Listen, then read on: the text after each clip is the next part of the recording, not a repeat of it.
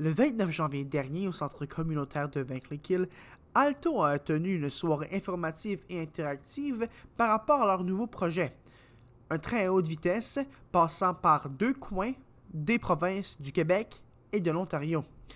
Nous en avons parlé à leur porte-parole ainsi qu'à leur chef de la direction de politique stratégique et de partenariat.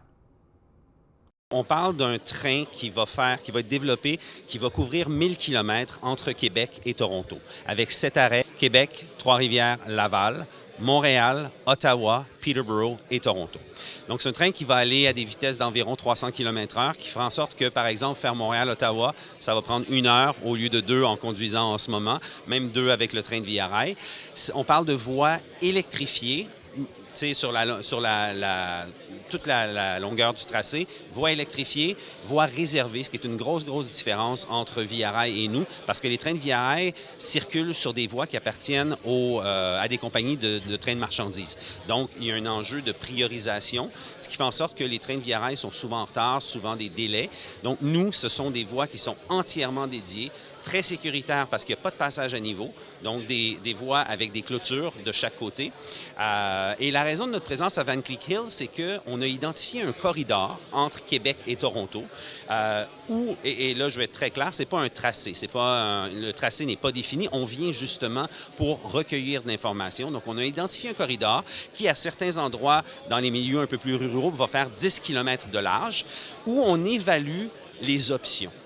Et comme il n'y a personne de mieux placé que les habitants des régions pour nous informer. Nous, notre siège social est à Montréal. Moi, je travaille de Montréal. Je ne connaîtrai jamais la région aussi bien que vous la connaissez. Donc, on vient recueillir de l'information. On vient écouter les gens, surtout dans une région rurale où, par exemple, il y a des terres agricoles. Donc, on vient... Et ça cause des concerns, des gens qui sont un peu inquiets. Donc, on vient discuter avec les gens, on vient les écouter. Et ce qu'on va faire avec cette information-là, en fait, c'est qu'une fois toute l'information colligée, on parle d'à peu près 60 consultations publiques le long du corridor, des consultations virtuelles. On a une plateforme de consultation sur notre site Web.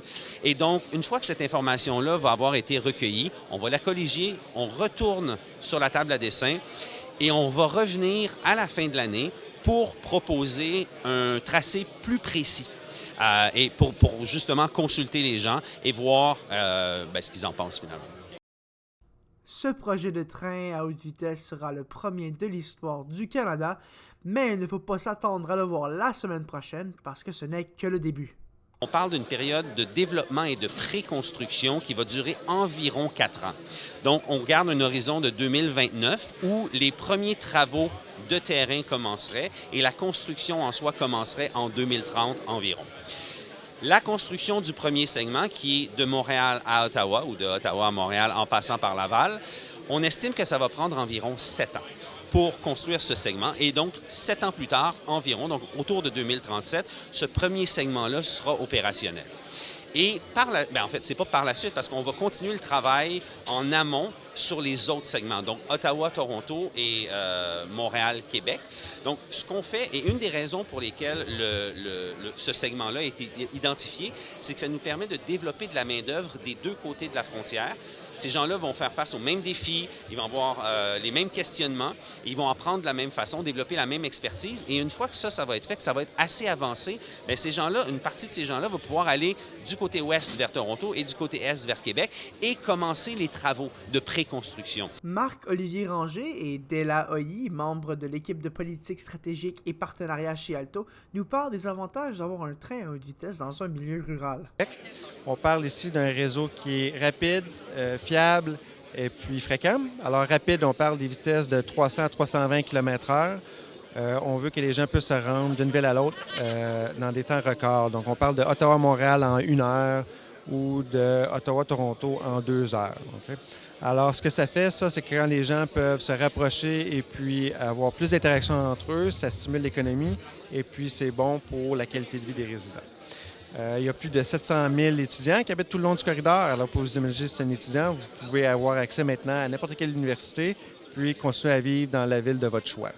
On parle d'offres d'emploi. Plus de gens vont avoir accès à un plus grand bassin d'emploi, puis ils peuvent continuer de vivre dans la région de leur choix. Donc, ça ouvre vraiment là, les horizons en termes d'opportunités. Pensez aux gens qui ont une mobilité réduite ou aux gens qui, soudainement, peuvent avoir accès à d'autres villes auxquelles ils n'y allaient pas avant. Là. Ça, c'est vraiment un game changer, là, comment les gens là, se promènent. Ce projet, une fois qu'il sera entièrement construit dans le corridor de Ville de Toronto à Ville de Québec, on estime que le projet va amener une hausse de la productivité au Canada et hausse d'une PIB alors estimée à 24 milliards et demi par an. Ce sera évidemment, quand tout est opérationnel, un bon achalandage dans le réseau.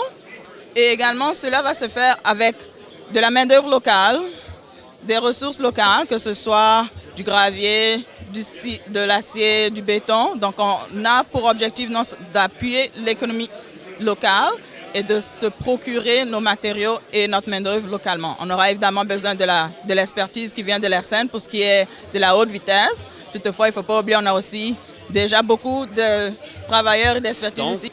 Les segments, moi je les appelle 2A et 2B, là. On ne les a pas identifiés, on ne sait pas encore quel sera lequel, mais on estime qu'il y a des fortes chances qu'ils partent de façon simultanée.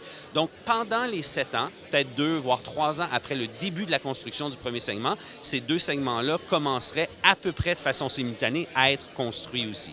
Donc si on calcule de façon un peu extrapolée, je vous dirais qu'à peu près entre 2040 et 2045, le 1000 km au complet devrait être opérationnel. Alors que ce projet de train à haute vitesse va absolument révolutionner le transport au Canada entre Toronto, Peterborough, Ottawa, Montréal, Laval, Trois-Rivières et Québec, la représentante de Prescott Russell au Parlement du Canada, Giovanna Mingarelli, a déclaré qu'elle va absolument continuer de collaborer étroitement avec Alto, les entreprises locales, les élus à tous les niveaux et les résidents afin de s'assurer que les préoccupations de Prescott Russell soient prises en considération. On tient ça à l'œil. C'était Mathis Roy, TVC 22.